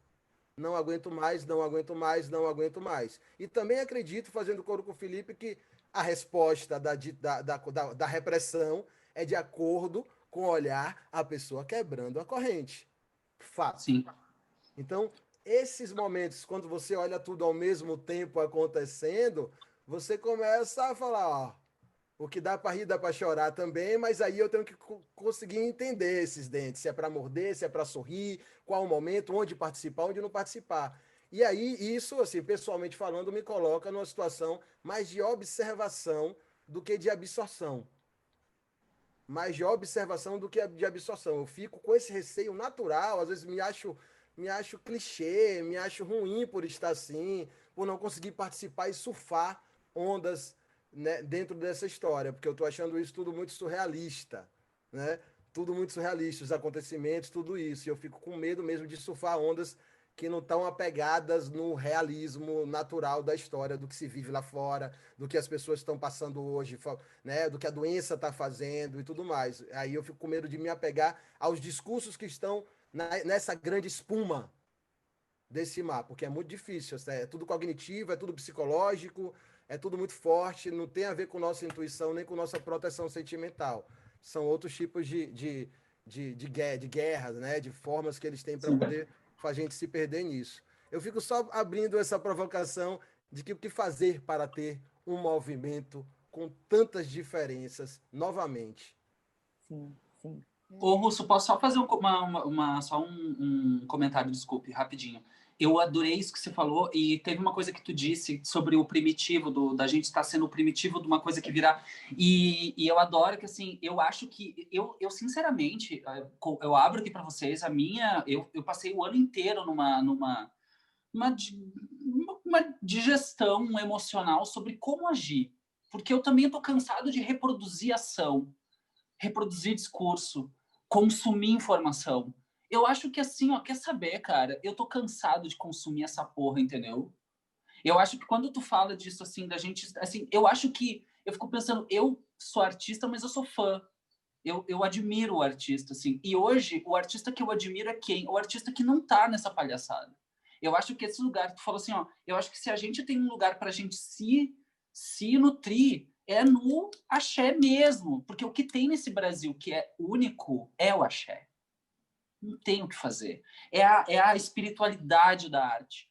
É a coisa que a gente tem, que é uma conexão vital do corpo mesmo. Acho que até mesmo o que eu sinto, que pelo menos eu sinto para mim, como ser humano, que o caminho é de ir para o lugar mais essencial possível, porque isso é o moderno. Eu acho que assim existe uma coisa do pensamento europeu e até mesmo de uma idealização da arte que não combina com a nossa cultura. O que a nossa cultura precisa é que as pessoas entendam que elas, com um celular mequetrefe, podem fazer um disco, entendeu? E eu acho que é a partir desse olhar que a gente tem que simplificar as nossas, até mesmo o nosso meio de produção e fazer uma revolução estética. Porque quando faz uma revolução estética, tu tá libertando os meios de produção daqueles que detêm ali só a câmera profissional, sabe? Fico pensando assim, eu adoro os clipes de colocação, montação, brilho, grife, adoro, porque eu sou filha de Oxum. Adoro uma grife. Mas eu acho que assim, ó, chegou um momento que eu, com a responsabilidade como artista, eu não posso chegar ali na minha... Eu não posso fazer um clipe assim mais. É feio, sacou? Eu acho assim, essa coisa de tu ter toda essa... É um pensamento que não é só na arte, né? É um pensamento até pro consumismo, uma coisa tipo assim, para que eu tô com esse monte de coisa aqui em mim, na minha arte? Qual é o propósito disso? Isso é uma coisa que eu percebi que foi uma grande libertação, que de um ano para o outro, eu peguei lá a retrospectiva do Spotify, eu adoro, e aí eu percebi que eu simplesmente não mudei o número de... Assim, faz, sei lá, uns 5 anos que eu tenho os mesmos números. E são números bons. E eu fiquei pensando assim, eu não quero mais plays. Eu acho que assim, ó, eu acho que a gente fica num momento, a gente está o tempo todo falando do mercado da música, do como ter mais, como ampliar. E se a gente começar a falar, e como diminuir essa porra? Como é que eu consigo fazer uma conta do mínimo possível que eu tenho que postar? Porque eu perdi interesse no Instagram de verdade, como público. Eu não sou só, eu sou mais público do que voz, assim, eu consumo arte. Eu penso, pô, eu não vou entrar nessa porra mais, sabe? Tipo, tem que estar lá. é meu trabalho, mas agora que virou trabalho, parou de ser legal. E a gente que é artista, a gente tem que criar as coisas que são o desejo do futuro, né? Existe o grande poder de transformação via futilidade. As pessoas desejam o que é novo e belo e isso é ótimo também. A gente luta, a gente bota a parada na mesa, mas a gente tem que criar novos desejos, novos hypes. Exatamente. Entende? Hypes que sejam inclusivos, hypes que destruam a desigualdade. Entendeu? Hype de vou comer aqui no centrão ali, eu vou postar meu PF ali do vegano. Que é isso, que eu sou vegano, tô fazendo toda essa parada. Aqui na Consolação tem o Toia, que é 1 quilo de R$ 15 aqui, que é a tia Selma que faz. E é esse o restaurante que eu quero comer. E é esse restaurante que eu vou comer mesmo. Mesmo que eu tivesse R$ 1 milhão, eu não comeria no restaurante dessa galera. Porque isso, eu acho que é uma coisa do pensamento que parte da arte, do fazer e tal, mas o pensamento do desejo. Tipo assim, o que a gente quer manifestar como desejo para o nosso público? Que eles desejem isso e se sacrifiquem ou que eles se adaptem a uma coisa que a gente tem que quebrar isso, assim. Sinceramente, é o que eu sinto. Voltar para o simples, e o simples basta, porque a gente é brasileira e tem muito talento, isso sim. Claro. É isso do desejo, né? De criar o desejo. Vou fazer agora uma volta para o... Não é exatamente o mercado, mas essa coisa do desejo do público e de como você cria esses laços, que eu acho que é isso, fazer uma ponte com o que o Felipe falou, né? E o Russo também bem lembrou, que é quando você tem uma verdade, você constrói uma carreira que não é baseada só nisso que a gente está falando, essa manipulação toda de dados e postagens, e likes e tal. Quando ela vem da música, da arte, da sua verdade, da sua criação, ela tem muito mais chance de se estabelecer. E quando a gente fala em década, a gente fala também de uma construção de carreira, né? Então, quando se fala assim, fulano tem 10 anos de carreira, né? Por isso que décadas são tão simbólicas e tal. É quando você consegue sedimentar, quando você já tem um caminho, tem uma estrada.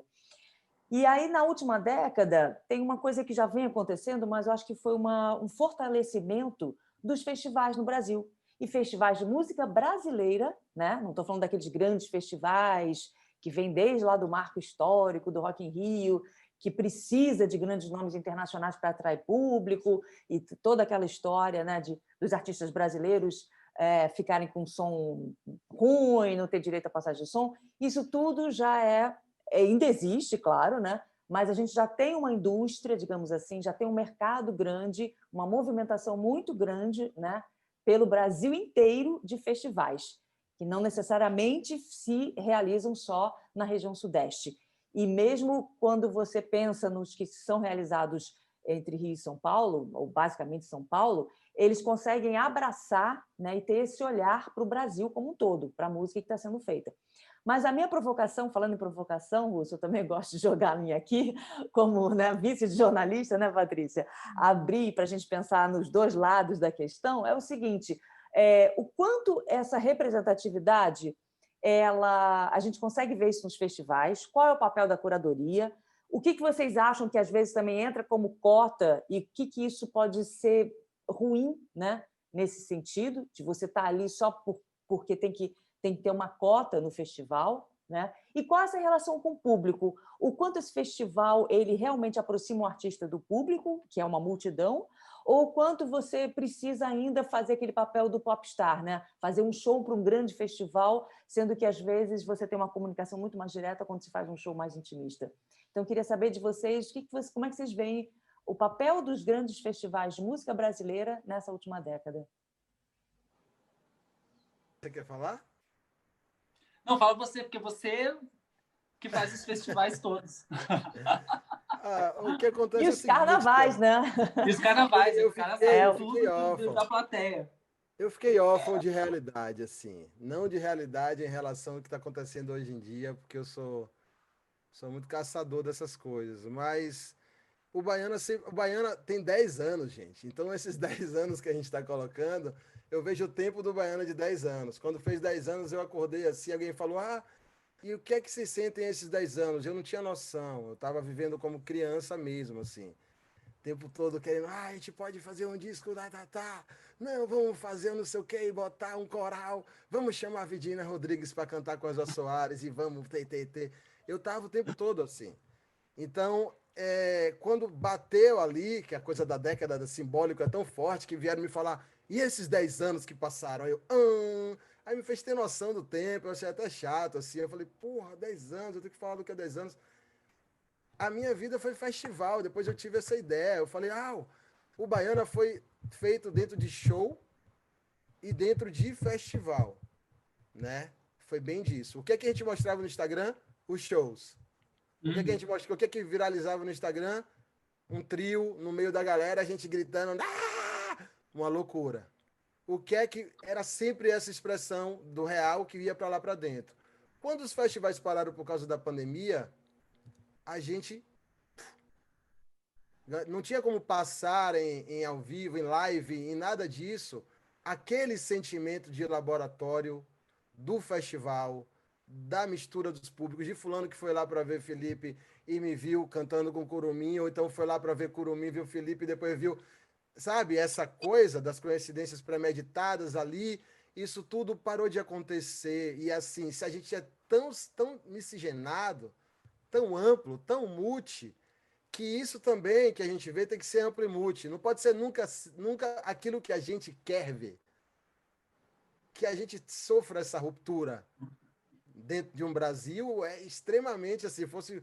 Não, peraí, ele é do rap, bota ele bota ele para ouvir Barney e Cartier. Aí eu, não, ele é Barney e Cartier, bota ele para ouvir, sabe, Marina Lima. Opa, ele é Marina Lima, bota ele para ouvir Ratos do Porão. É isso, assim. É disso que eu acho que vai ter um. E não dessa segmentação de a galera do rap anda com a galera do rap, a galera... Essa mais faziam isso, faz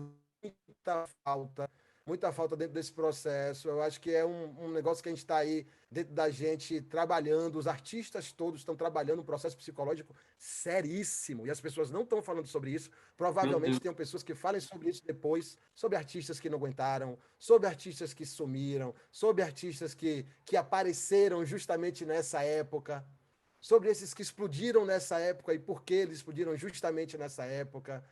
Esse tipo de leitura é extremamente fundamental e a gente tem um laboratório perfeito para se analisar os movimentos de público, de mercado nesse quesito agora.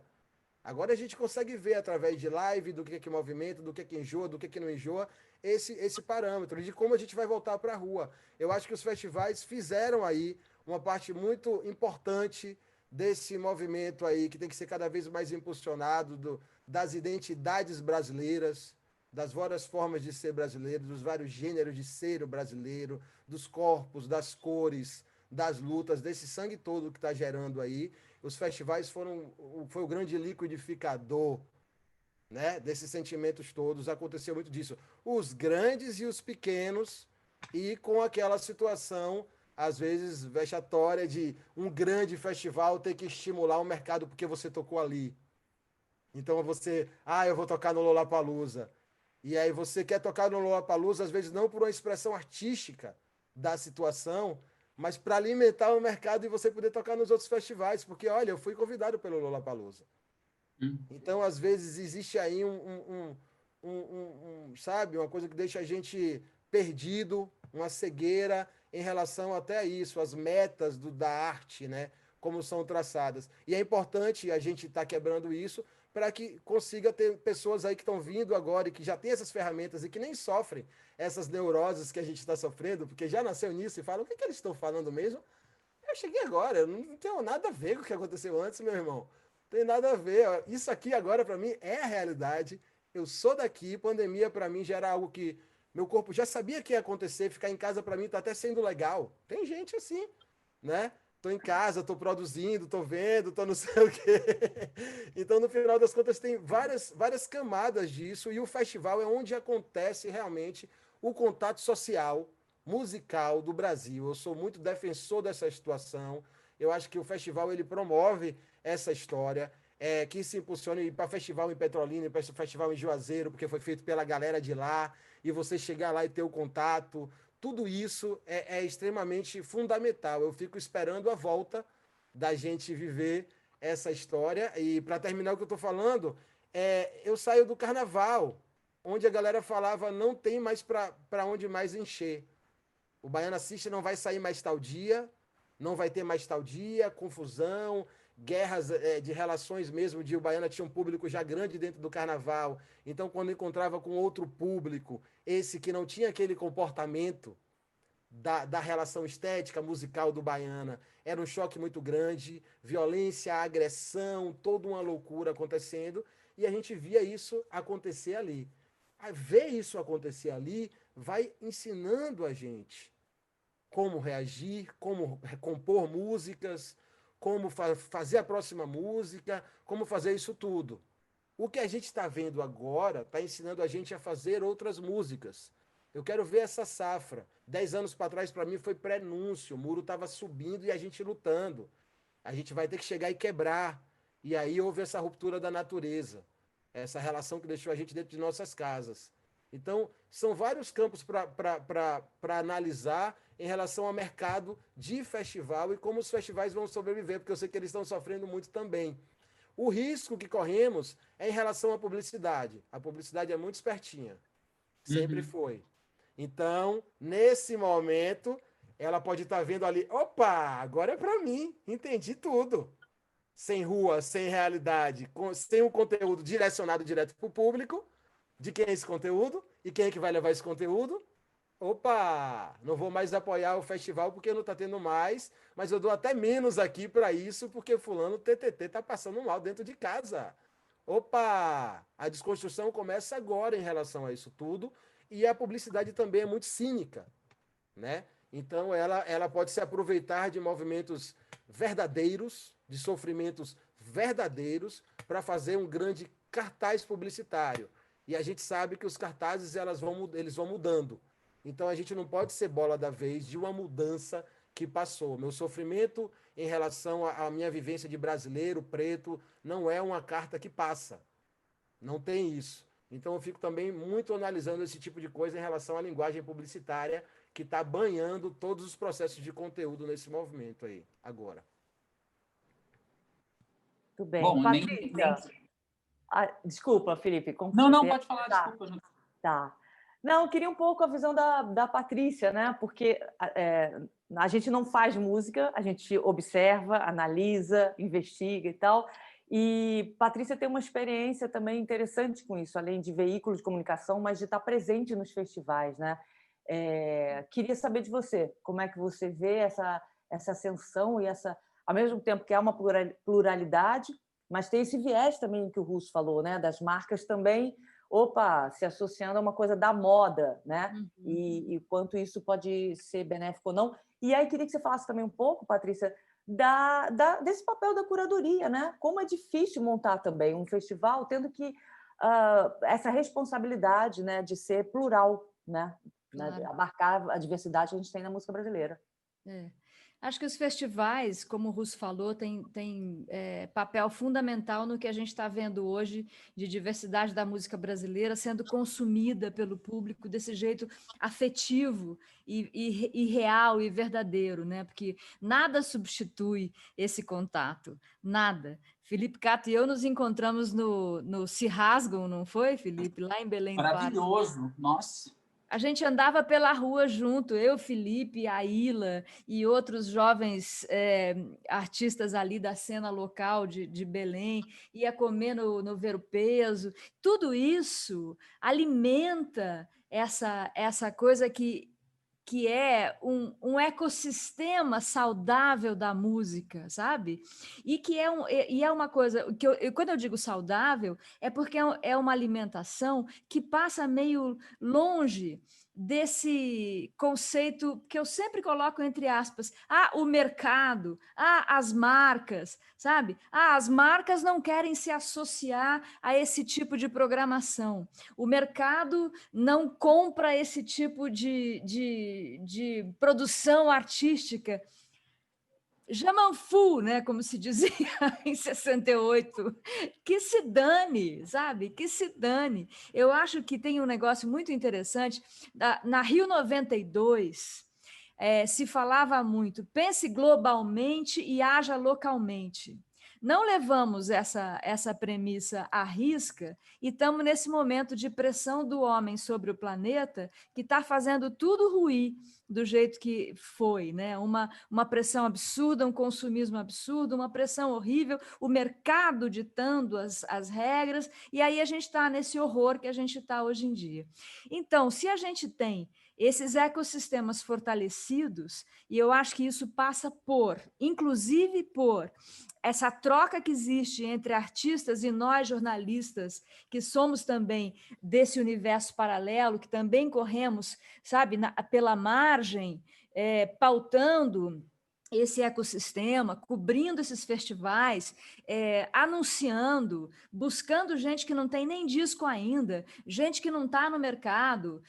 Felipe sabe disso, antes mesmo dele ter disco, ele tocava no Vozes do Brasil. Sim. Os 10 anos de Vozes do Brasil foi feito com Curumim, Annelise, Genesi e... ninguém tinha disco. Ninguém tinha disco e eu fechei um Sesc para essa molecada, entendeu? Com cachê pago, com plateia, com tudo isso, porque esse ecossistema é super saudável e essa é a resistência que a gente tem que manter forte. Como o Felipe falou, como o Russo falou, a gente tem que correr junto porque existimos juntos. Nós não somos um movimento, né? Mas nós existimos. Com o distanciamento histórico, nós veremos esse resultado. Eu tenho certeza. E cada vez mais está lá o Russo fazendo a pesquisa dele, e isso daí vai voltar para a gente de um jeito poderoso, eu tenho certeza. Como o Felipe se relacionando aí com essa galera toda da América do Sul, daqui a pouco isso vem forte, vem imenso, que é um trabalho que a gente faz também, né, Lorena? Por isso que é importante, de novo, a gente agir localmente, pensar globalmente, mesmo quando você não está pensando em meio ambiente, né? Porque, afinal de contas, nós todos somos esse tal meio ambiente, né? O planeta é um só, a gente é uma coisa só, essa energia que nos une é uma só, é tudo a mesma fonte, vem tudo daqui, né? Está tudo aqui. Então, eu acho que é isso, a gente precisa... A gente não vai ter tempo de falar de curadoria, eu estou vendo aqui, mas eu acho que cada vez mais, como o Felipe falou, a gente tem que simplificar a vida da gente, sabe? Simplificar. Vamos naquilo que é básico, porque o básico é o propósito. Quando você se pergunta o que você precisa e você está a serviço disso, as coisas são como devem ser. Perfeito, perfeito. Sim, acho interessante isso que você falou, Patrícia, porque, como eu tinha, né, proposto no início, em nenhum momento a gente se coloca muito assim, somos à parte, né? Estamos numa posição... isso que você falou, o festival também aproxima muito a gente, né? Eu também tive uma experiência no Cirrasgo e eu acho que isso é bem bacana, extrapola o momento do show, né? Mas ainda acho que assim, essa experiência de assistir o show ao vivo e ter essa experiência coletiva, ela acaba contagiando também, né? Eu vejo muito isso, eu fico observando uma plateia de um grande festival, quando ela está conectada com o artista, às vezes ela não está conectada com o artista, porque acontece muito isso, principalmente quando você tem uma noite onde você tem estilos diferentes, então às vezes cria uma certa animosidade, né? Esperando o próximo show, e aí está bebendo, conversando. Mas quando você vê esse momento mágico dessa conexão de uma multidão, você tem milhares de pessoas conectadas com aquele artista, não existe experiência mais mágica do que essa, e a música é onde ela atinge o momento mais, o ápice mesmo, né, dessa conexão. Mas, bom, eu vou propor agora o último tema, porque, né, como a Patrícia disse, a gente poderia avançar aqui em vários, a gente pode deixar aqui aberto também. Eu vou jogar alguns que eu tinha pensado, e se vocês quiserem pescar, como disse, usando a metáfora do Russo, vocês podem pescar. Ou vocês proponham também o último tema, porque eu também não sou aqui a dona da verdade, não. Estou participando dessa conversa com vocês. Então, toda vez que eu jogo um tema, eu já coloco a minha posição também, né? Mas a gente não falou, por exemplo, quando eu falei da representatividade, eu não coloquei, porque eu acho que é uma coisa que a gente anuncia para uma próxima década, mas que já está surgindo, já está brotando, né? Que são os artistas indígenas, começam a aparecer mais agora, não no começo da década, mas estão vindo agora. A gente não falou também de uma ascensão da música periférica, e tem tudo a ver com o que o Felipe falou, no sentido de qualquer celular ele pode criar esse conteúdo, você pode colocar a sua música ali, né? Com a estética da periferia, ela não precisa passar por um filtro estético, né? De aprovação, né? Do que seria uma norma mais assim aceitável, né? E isso viraliza. Isso também é muito bacana, porque é um acesso democrático a qualquer artista que queira se manifestar. Então, acho que isso é uma marca dessa década também, essa ascensão da música periférica, que eu já nem chamo mais de periférica também, é tão estranho falar isso, né? Porque é tão próximo tudo isso, né? O que é o periférico, né? Periférico... E onde é o núcleo, né? Cadê o centro? Exatamente. O centro é aqui e a periferia está lá, né? É uma coisa que gente... Europa, né, amor? É esse centro que a gente tem que quebrar, eurocentrismo. Não existe música periférica. Usei esse termo porque é um termo que a gente vê, né, das pessoas, mas também acho que ele não é adequado. Eu já falei, eu mesmo já... Sim. Claro, não, total. já não aceito mais ele. E variações de gêneros musicais, que eu acho interessante também, que começam a surgir. Então, por exemplo, o funk carioca vai até Recife e já vira o brega funk, né? Aí você tem o rap também assumindo um mainstream e atingindo, saindo do gueto do rap, digamos assim, né? Ou dessa música, né, que seria consumida mais nos guetos, né, e nas quebradas do mundo, mas que também vira a poesia acústica, né? E aí gera toda uma discussão se o rap está sendo diluído, mas a mensagem continua, então você só muda o estilo musical e o acompanhamento. E o feminejo, né? Que temos aí Marília Mendonça já antes das duplas sertanejas, atingindo aí uma altíssima posição quando a gente vê nos números alcançados, no primeiro lugar está a Marília Mendonça. Mas o que eu queria deixar para vocês, jogando esses temas que a gente poderia ainda seguir aqui, né, é o papel do jornalismo musical, né, de que eu e a Patrícia fazemos parte, e essa interlocução, o quão importante isso é para os artistas, ainda existir pessoas que pensem junto, que entendam, né, toda essa, sem querer ser dona da verdade, mas que dá esse norte, né, ser um pouco esse farol, no meio de tantas opções, a gente acaba cumprindo esse papel, né, de interlocução e de criar essas pontes do que está surgindo, e principalmente, que eu acho mais importante, que eu mergulho bastante, acho que a Patrícia também, e o Russo tocou nesse assunto, é criar esses elos, esses contextos, né? O que está vindo agora é novo, por quê? Porque já teve outro artista que abriu esse caminho, né? E criar essas pontes também, esses estilos e contextualizar onde que eles se encontram, né? Criar uma grande árvore dentro da música brasileira. Mas a pergunta que eu deixo para vocês, depois de colocar esses assuntos que poderiam ainda render nós na conversa, é: o que vocês acham de mais importante do que a gente falou, do que a gente ainda não falou, e que foi marcante para a década essa que a gente está tratando, a última década, e que vocês levariam para a década seguinte? Poderiam botar numa cápsula e falar: opa, isso aqui a gente pode levar e vamos continuar nesse caminho. Ó. Presente para vocês.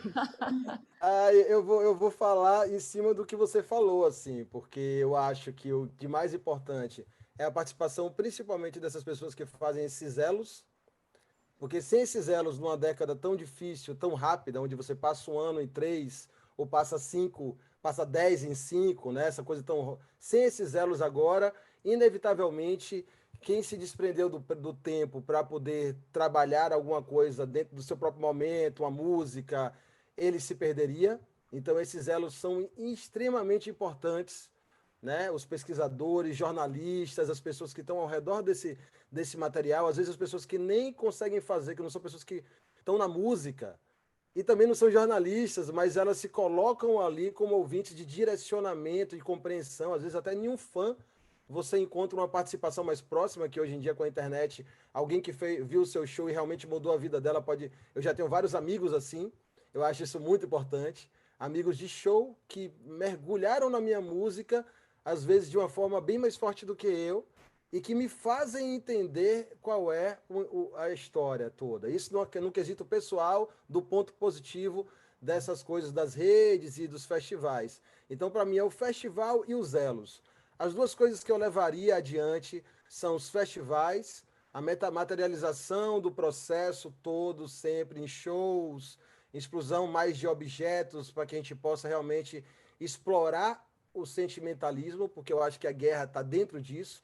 pessoas mais sensíveis, cada vez mais pessoas mais sensíveis, e o porquê que elas estão se sensibilizando, ser explicado através desses elos, que é esse trabalho que vocês fazem, que é maravilhoso, e que eu tenho um sonho, eu gosto muito, eu acho incrível.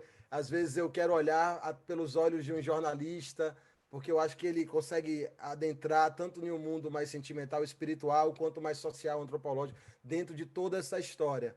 E aí eu para mim o centro principal, né? Você tá com a razão e tá com a emoção e conseguir dentro disso tudo ainda ter a classe, a elegância da imparcialidade quando se precisa dela, quando se precisa utilizar ela. Então, para mim seria o elo e o local, o festival e esses profissionais que estão ao redor. E aí eu já estendo essa ideia do profissional para a ideia coletivista da música, que está sempre relacionado aos festivais e pouco relacionado à ideia da internet e desses home studios e tudo mais. É a ideia da gente multiplicar cada vez mais a música e disseminar ali, né? Ter vários tambores, e não só eu que faço música eletrônica e gosto muito, mas provocar as pessoas para não disparar nenhum botão, tudo aquilo, mas sempre ter o elo com essa grandiosidade multidisciplinar que é a música ali. Colocar os músicos que estão estudando para fazer sopro também, não só os que não estão no computador, a galera que está participando das orquestras. Eu acho que a minha mensagem em relação a esse fechamento é que a tecnologia abre muito portas, é incrível que isso tudo esteja acontecendo, mas ainda tem menino que vem de Cachoeira que está tentando estudar sopro para fazer parte de uma orquestra, ou disso, daquilo, ou que está na favela estudando dentro daquilo também, e utilizando, e a gente tem que estar colocando esses dois lugares como tecnologia do futuro, né? O trompete e ali a internet. E agora? Quem pega? Gente, eu acho assim que eu acho tudo isso maravilhoso. Eu sou uma pessoa de Porto Alegre e eu acho que uma das coisas que aconteceu nesses 10 anos foi uma ressignificação do que significa ser brasileiro também. Porque a Paty falou, a gente se conheceu 10 anos atrás né, e eu vim de lá e a minha cultura ela era baseada no lugar onde eu vivia. Então, assim, minha cultura era muito regional, né?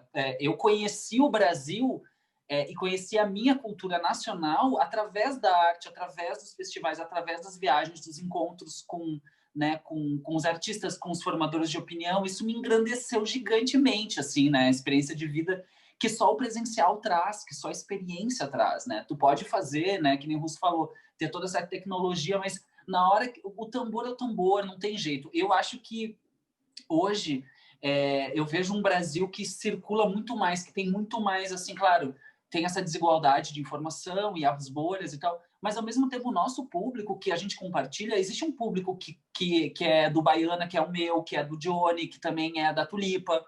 É uma galera que gosta de cultura, né? Eu acho que a gente está agora voltando a falar de uma coisa que, de tudo isso, é uma retomada do que é a nossa cultura. O que nos une? O que une Porto Alegre a Recife? O que une Manaus a Brasília? O que é isso? Não é só o som, é uma coisa que é um amor mesmo que a gente tem por nós. O Brasil que a gente está vendo ser desfacelado é um Brasil que vai com Deus isso aí. Porque o que sobrar vai ser muito mais poderoso do que está indo embora. E eu boto toda a minha energia nisso, porque chegou o momento de que uma das coisas que me ocorreu esse ano foi de perceber que a palavra gastou, né? Tipo, a palavra, o discurso, o diálogo, essa coisa do embate através da palavra e da compreensão, isso é uma coisa que está desgastada. Eu acho que agora a gente tem que fazer, a gente tem que ir, a gente tem que mostrar, a gente tem que pegar e ir, sabe? Porque isso inspira as pessoas a tomarem atitudes, não só ficarem na retórica. E aí tem a questão do formador de opinião de vocês, jornalistas, que eu amo, eu acho que cada vez mais eu estou ouvindo rádio. A pandemia me botou mais nesse lugar, assim, eu adoro ver live, ver gente falando de música, mostrando coisas que com essa vertigem toda, dessa quantidade de lançamentos, eu não consigo, e eu também acho que eu tô velha um pouco para isso, assim, de ficar... Sabe? Eu tenho minhas amigas que são bem descoladas, que eu sempre falo, Silvio, o que tá tocando aí? Me mostra. Porque ele sabe, ele fica pesquisando. Então é importante tu ter... Eu acho que também a gente vai conhecendo música através das pessoas que pesquisam. Cada um faz um pouquinho, faz a sua parte, e bem, a gente compartilha essas novidades que são mais profundas do que a novidade que o algoritmo impõe. Porque essa novidade do tu ter lá todo dia uma lista de músicas que tu gosta, isso te tira do lugar que tu tá deixando de conhecer. E eu acho que é através dessa relação humana que a gente recupera isso. Não só através da novidade, mas dos encontros e de uma nova maneira da gente refundar a cultura brasileira. Eu acho que o que a gente está precisando é refundar mesmo. Dizer, o que é Brasil? Né? Tipo, o Brasil não é essa parada aí que a gente está vendo que está meio perigosa essa história. Né? Esse pensamento hegemônico, né? Quando fala do feminejo, eu amo o feminejo. Eu adoro feminejo, eu adoro funk, eu acho tudo foda. Eu não tenho nenhum preconceito com nenhuma música. O que me incomoda é a hegemonia. É a coisa quando a Paty falou do mercado. O mercado não gosta do mercado. O mercado é um velho babão, careta, pica-mole, que não gosta de nada que é novo. Essa é a realidade. Quando as marcas decidem o que a gente vai consumir, quando o mercado decide o que a gente vai consumir só o que eles querem, que é velhice, que é tosqueira, que é pensamento raso. Cabe a gente, que está refazendo, a gente criar novas diretrizes do que é bom, do que é desejável, do que é bacana, inclusive para reeducar as marcas. Eu acho que essa coisa das pautas identitárias, a gente conseguiu, no meio da moda, no meio a gente conseguiu botar um pouco de vergonha na cara deles, porque eles são salafrários, essa é a realidade, a gente sabe disso. Mas, nesse momento até que a gente está precisando falar de novo de cultura, é a coisa de pensar.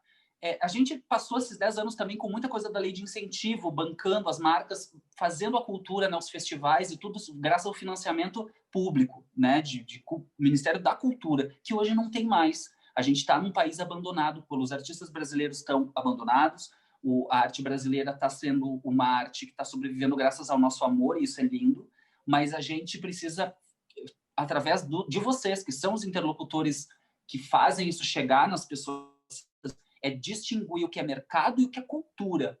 A gente não pode mais deixar o neoliberalismo decidir o que toca 24 horas por dia na casa das pessoas. Porque não é só um pensamento de acontece que todo mundo gosta de sertanejo. Não, é um plano que tem dinheiro ali. A gente sabe que não é só uma coisa que o brasileiro gosta, Felipe, para de ser revoltada. Não, existe uma coisa que a gente tem que combater com melhores pensamentos. Muito bem. Bom, eu acho que o que eu coloco na minha cápsula para levar para diante é justamente essa resistência que a gente está vivendo hoje, através da poesia, da música, da literatura, do bom pensamento, né? Dos bons ventos que a gente fica aqui estimulando para que eles se perpetuem, para que eles sigam adiante. E como o Felipe falou lá atrás, a gente só está tendo essa reação horrorosa porque a gente veio conquistando, né? Conquistando espaço para a diversidade sexual, para a diversidade de gênero, de raça, de música, do que seja. E a monocultura, ela é tão ruim para o solo quanto ela é ruim para a cabeça. Então, eu acho que o que eu levo adiante nessa minha cápsula, esperando que a vacina chegue logo e que as pessoas se reencontrem, é justamente isso, a gente ter percebido uns nos outros essa semelhança, esse desejo comum que a gente tem de que a coisa se modifique, porque a gente vinha meio, como o Russo falou, surfando ali na espuma, sem saber que espuma era essa, sendo que essa espuma pode ser muito tóxica, né? Então, quando a gente vem, deixa, as rádios, elas são concessões públicas e existe uma indústria de comércio de concessões que é totalmente ilegal, rolando há muitos anos, mas, se a minha gravadora pagou jabá para eu tocar lá, eu vou, entendeu? Então, esse tipo de coisa, nessa radicalização do momento, está meio se quebrando, e isso é muito positivo. As pessoas têm que entender que o coletivo é mais importante que o individual, e o que eu levo adiante nessa cápsula, como Lorena disse, é justamente isso, essa sensação que eu tenho que a gente está aprendendo a duras penas a pensar coletivamente. Sensacional. Eu botaria tudo isso na cápsula. eu fecho tudo isso na cápsula. E para fechar, eu botaria essa diversidade, né? Acho que a palavra que simboliza essa década é diversidade, em todos os sentidos que ela possa ter, né? E que essa longevidade que eu falo da década, como ela é simbólica, né? Que ela não se baseie só em números, em views e likes, que isso não seja parâmetro para ninguém, nem algoritmo, né? Pensar cada vez mais no que o artista tem para dar, para oferecer, como ele trata a arte dele, o quão generoso ele é em relação a isso, em abrir mão, às vezes, de contrato, ou de associações, ou de um feat que vai fazer com que ele tenha uma visibilidade, mas isso é momentâneo, porque a gente sabe que não é isso que sustenta uma carreira, né? E do quão verdadeiro ele é, em relação à arte dele. Então, eu deixaria isso dentro de uma cápsula. Esses são os verdadeiros artistas que, para mim, marcaram a década. E, bom, eu não sei fazer música, mas eu vou propor aqui uma brincadeira, fechando a nossa conversa, agradecendo a participação de vocês e dizendo o seguinte, que na década seguinte, preparem-se, né, os fascistas reacionários, aqueles que não estão nem aí para a cultura, porque a gente continua essa saga com pedras e brasa, não é, Felipe? Yes. Para ampliar cada vez mais todas as vozes do Brasil, não é isso, Patrícia? Opa! Trocar algoritmo por algo rítmico. É algo rítmico, porque certamente, Russo, o futuro não demora. Não. Até agora. Gente, muito obrigada pela conversa. E eu queria dizer que a gente não faz música, mas a gente vive e respira música e que vocês são, sim, cabeças pensantes e tem uma semente de jornalista em Russo e Felipe, não é não, Patrícia? Opa, sem dúvida nenhuma, sem dúvida nenhuma. Muito obrigada por vocês estarem aqui com a gente. Então, espero que todo mundo tenha curtido e gostado, acompanhado a gente aqui também e que siga a comemoração tão importante dos 85 anos dessa discoteca tão preciosa e tão necessária para todos nós. Muito obrigada, então, ao Centro Cultural São Paulo, pelo convite e até uma próxima. Vivas! Viva, viva, salve, salve!